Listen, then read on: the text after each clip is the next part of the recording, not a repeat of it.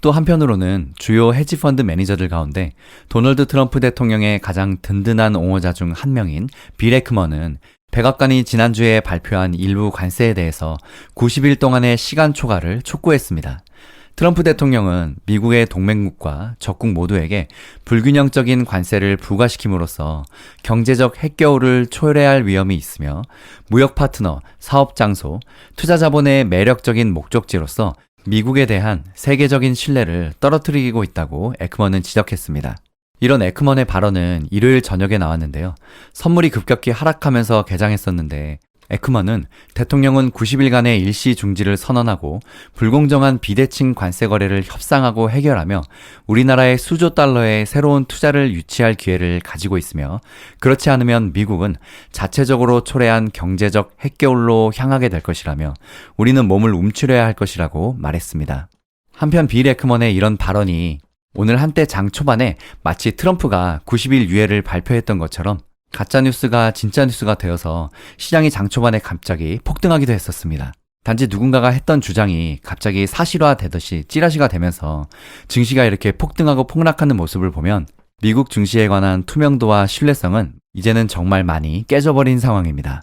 에크먼은 반면에 4월 9일에 우리가 전 세계 모든 국가에 경제적 핵전쟁을 시작한다면 기업 투자는 중단되고 소비자들은 지갑과 주머니를 닫고 우리는 수년, 심지어서 수십 년 동안 회복해야 할 전 세계화의 평판을 심각하게 손상시킬 것이라고 말했습니다.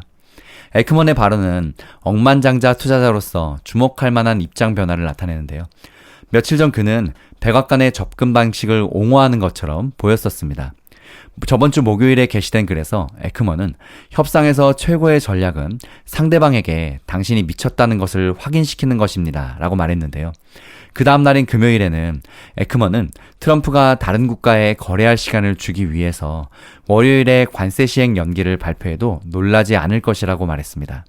지금까지 행정부에서 대통령이 곧 물러설 것이라는 징후는 없는 상황이었죠. 이렇게 에크먼이 올린 게시물에 대한 답글 중에 뉴욕대 경제학자 누리엘 루비니는 에크먼이 사리사욕에 따라 행동한다고 비난하기도 했는데요.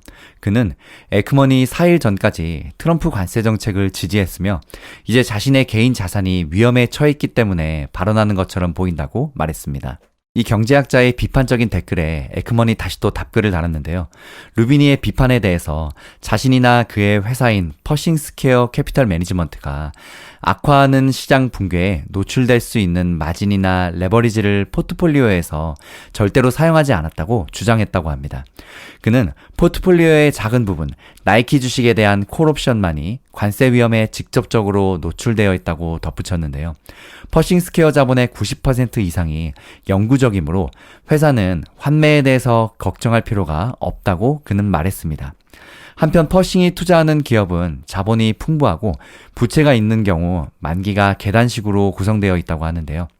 그렇다고 해서 퍼싱이 주식을 공매도하거나 시장 해지를 보유하고 있지는 않다고 합니다.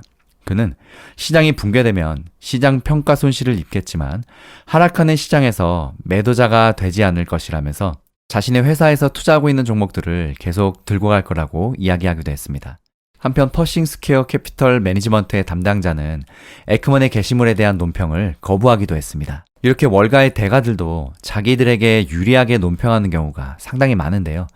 예를 들어서 채권 투자자들은 아무래도 경기가 하락하고 주식이 빠져야 안전자산인 채권으로 몰려들기 때문에 주식에 대해서 그리고 경제에 대해서 비관적으로 이야기하는 경우가 정말 상당히 많습니다.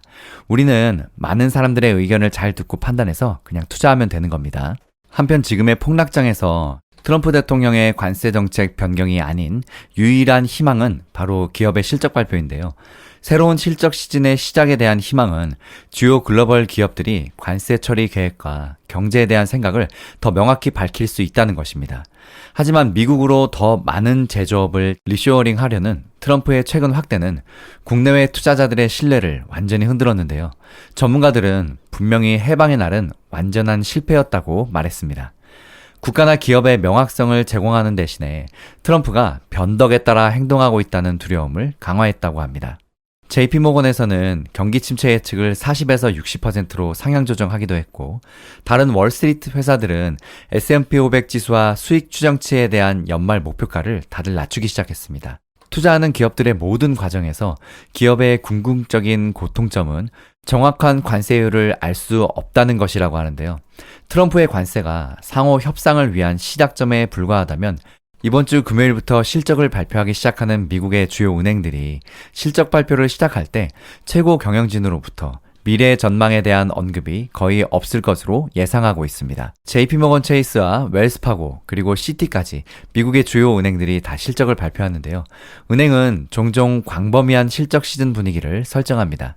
전문가들은 관세, 글로벌 공급망, 기업의 지출 계획, 그리고 그것이 노동시장에 어떤 의미를 가질지에 대한 불확실성을 지적하면서 어떤 종류의 지침을 제공할 수 있을지 모르겠다며 우리는 전조등 없이 어두운 길을 달리고 있습니다 라고 평가하고 있는 상황입니다. 이렇게 트럼프 대통령의 광범위한 관세 부과로 인해서 미국의 주식이 폭락했고 세계 무역 전쟁에 대한 두려움과 미국 경제에 대한 불안이 확산되었습니다.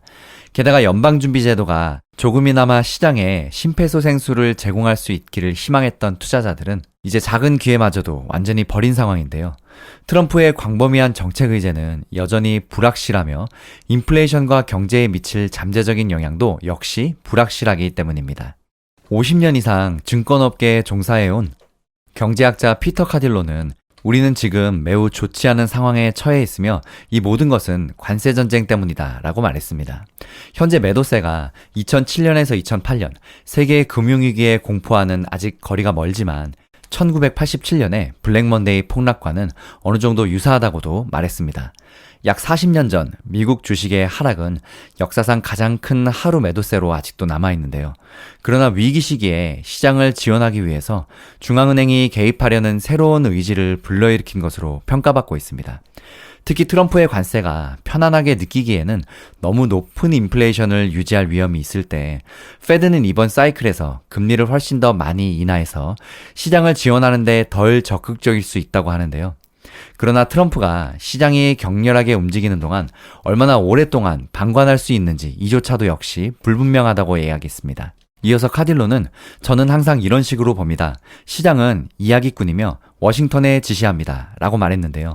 10년 만기 미국 국채 수익률의 급격한 후퇴와 함께 주식의 이틀간의 급락에 이어서 그에게 시사하는 바는 트럼프나 다른 세계 지도부로부터 관세에 대해서 일시적인 유예가 나오지 않는다면 미국 경제가 경기 침체로 향하는 것이 거의 확실하다는 것입니다.